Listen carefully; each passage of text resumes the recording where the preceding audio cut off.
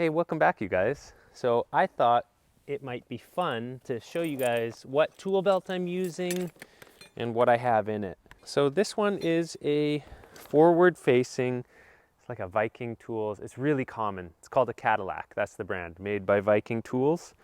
This is just your standard, like really basic apron tool belt. Oh, and I might add, I'm actually doing carpentry a lot these days. I've stopped doing so much drywall and yeah, I've been working almost full time as a carpenter again. Anyways, yeah, I wear it forwards like this because for most of the jobs I'm doing, like a little bit of trim carpentry, sure I'll be bent over, but for the most part, I'm standing like this and I have all my tools right here. The only complaint I have about this belt is it does hit me pretty good if I jump off something.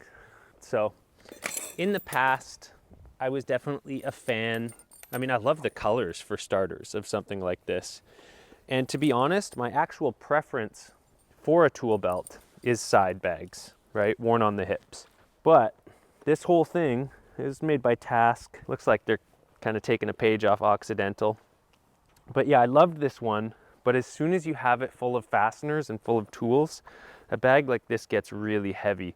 Not to mention once it gets soaked with rain, yeah, it gets just really heavy. So even though I love it, I love the way it looks, I like the side pouches, I like how many things it had going on, it really did just get too hard on the hips. And I'm the kind of person that does not enjoy wearing suspenders on a tool belt. I find suspenders, what it tends to do is it pulls my shoulder blades back and I start to get like really bad sort of neck and shoulder pain between the shoulder blades. So I stopped wearing suspenders a long time ago. And basically, once you've been wearing this for like 3 hours or more, it just digs into the hips too much. Basically, the main reason I am now wearing this belt is because it's light. And it has tabs for suspenders, but I find that I can wear this all day and it never gets to the point that it actually bothers me because number one, I try not to keep too much in it. We'll start with the right-hand side. So the hammer that I've been using is the Stiletto T-Bone milled face framing hammer. I only bought this one to make a YouTube video comparing this to another hammer, but I've started using it a lot more and I actually really like it. Probably one of my favorite things about this is, well, number one, it's just really strong, right? Like you can just reef on stuff. I've never actually broken a hammer before. I think I have a pretty good intuition as to like how hard I should be reefing on a wooden handle. But this, you know, you can do a lot of things that you would never be able to do with a wooden handled hammer, right? Like you can really pull on stuff. And that comes in handy because one of my favorite features is the side nail puller. Like, believe it or not, this is actually so incredibly useful. I use it all the time and it works really well. I also like that it has a steel face instead of a titanium face. So that's something, if you didn't know much about hammers, this is like a ridiculously expensive titanium hammer. And titanium hammers tend to be a little bit too soft and they mushroom out over time. Like the milled face just goes completely flat in relatively short order. At which point it starts to glance more, especially if you're trying to take nails out of plywood. So you're hitting the small end, right? Like when you're trying to smack this end, it really starts to glance a lot when you're removing nails. However, with a steel face, it doesn't wear down so fast. So it has a replaceable milled steel face. I really like that. So you've got the lightness and the shock absorption of titanium with a milled steel face. So yeah, I've been enjoying this hammer. Love the shape of the claws. They're nice and small, so they're really easy to like jam into stuff and move stuff around. So great hammer that way. The only thing I don't like about it is I don't like this little notch that they put in it. I suppose it's for your thumb, but I just like nobody uses a hammer like that. That seems really weird. And a lot of the time, if I'm like setting a nail in a really awkward position, I'm gonna be kind of choked up on this handle. And I just find that it's uncomfortable. There's no reason for it to be there. I think it would be, in my opinion, way better if that wasn't there. That's my only complaint. So anyways, that was basically a T-bone review. On this side, I always have a marker handy because you often need one. I also always obviously have a carpenter's pencil and it's got a nice little spot for my knife. And obviously those are all well used. In this one, I have like a drill bit and a couple random fasteners in here, but for the most part, not much, just a chalk line. In this one, this is just a fastener bag. I keep it all pretty empty. unless I'm using a lot of the same fastener. Tape measure, I've used Fat Maxes for my whole career. I've tried other ones, but I really think this is like the best feeling tape measure. And it looks like I put it away wet after the last time I used it. Oops. This one, again, just a fastener pouch. 3-inch screws, because we've been doing a lot of, what was I doing on the last day? I was doing exterior fascia and framing. This is where I keep the square. It doesn't fit in like beautifully there, but it does. If you don't pay attention, a lot of the time I have it like this, you know, or it's sticking out wrong and I bend over and it's like, it kind of hits me in the gut. But for the most part, if I actually pay attention, no problem. So the downside to the layout of these fasteners is, or the fastener pouches is, one, there's not very many. So if you need more than 2 fastener pouches, you have to start using these side ones. It's kind of annoying to try and dig for fasteners underneath the tools in your pouch. So that's one of the downsides to these compact forward-facing pouches. I have the stiletto nail bar. So this is another one of those tools that I would never actually buy. And believe it or not, I've actually had this for years, maybe since the early days of my channel. I didn't pay for it. What happened was someone left it on site, and I asked around, did anybody lose a nail bar? And you'd think that a nail bar that's probably around $100, like somebody's gonna be like, yeah, I lost it, but nobody came forward to claim a nail bar. So I accidentally wound up with a stiletto nail bar. And for the most part, honestly, I actually think that this is a better nail bar. This is just the Estwing, the one with the rubber grip, but I pulled the rubber grip off so that it would go in and out of the pouch more easily. I think this is a better nail bar, but wow, just like holding the two in my hands, this is a lot lighter.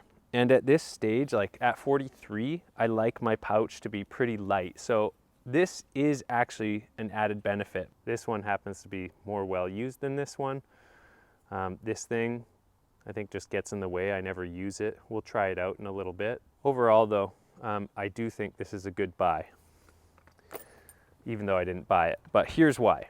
I do notice that when striking this nail bar, there's a lot less reverberation into the hand. And the combination of having a light hammer and a light nail bar lightens up the tool belt a lot. So I can't imagine actually spending $100 on a nail bar, but having one, I like having them both. So I always carry a nail punch. I use it whether I'm doing finishing, and I even found an interesting use for it framing lately because we didn't have a palm nailer. It helped me get into a tight space. Nail punches are really handy. Although if you know how to use a nail gun properly when you're finishing, you shouldn't have to use one very often. And last but definitely not least is the glazier's bar. I just slit a hole at the bottom of this thing so that that would slip right through. This is one of my most used tools. I always have multiples of them in varying conditions, but it's definitely one of those tools that once I started using one, you just never stop finding uses for it. Also known as a beekeeper's tool. But yeah, that is the tool belt. And really quickly, why don't we try a couple of these things? Let's try this nail puller, and we'll try this punch real quick. And against my better judgment, I'll drive a few nails as well, but it probably won't go that well. It never goes that well. You kind of have to be warmed up, and then when you have the pressure of a camera, yeah, it doesn't go that well. If I wanted to cheat, we could do them all into the end grain here. Oh yeah, such a good hammer. No problem. I think I put it into a hole on that one.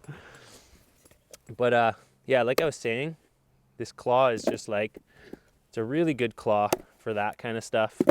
We'll try the nail bar here, but first we'll get a couple of nails on here.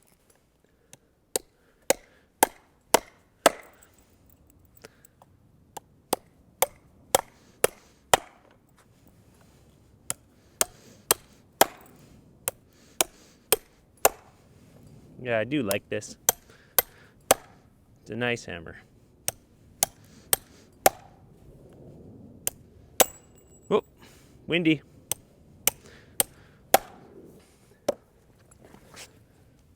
So I believe the intended purpose for this thing is to take out some material.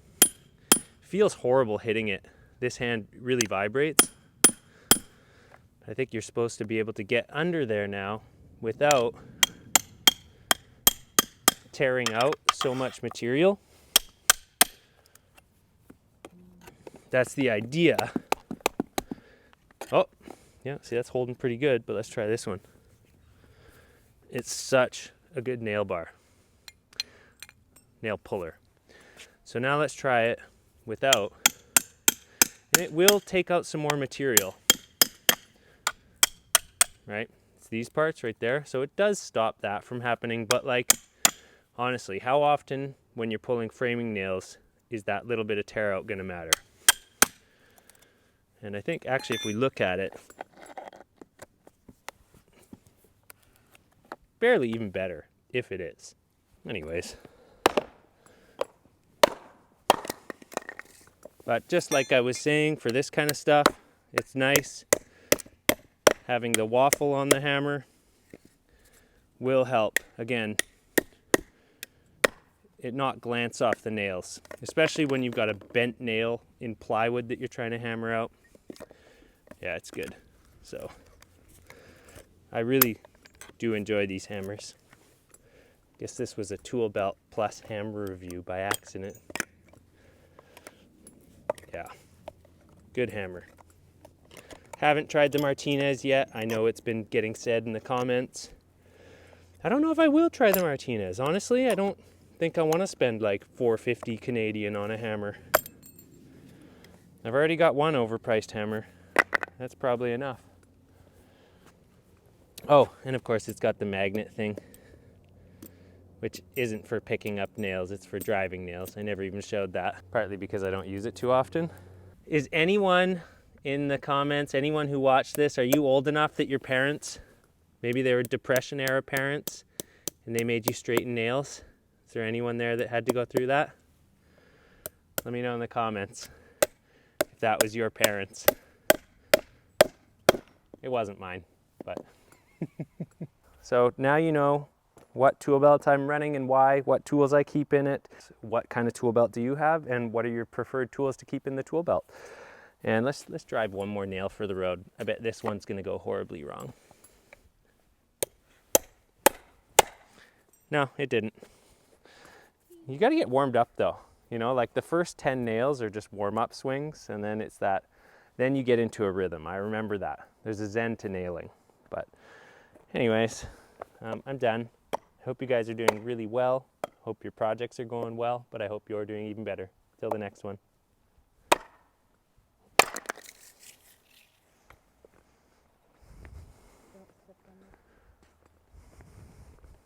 That's an accident waiting to happen.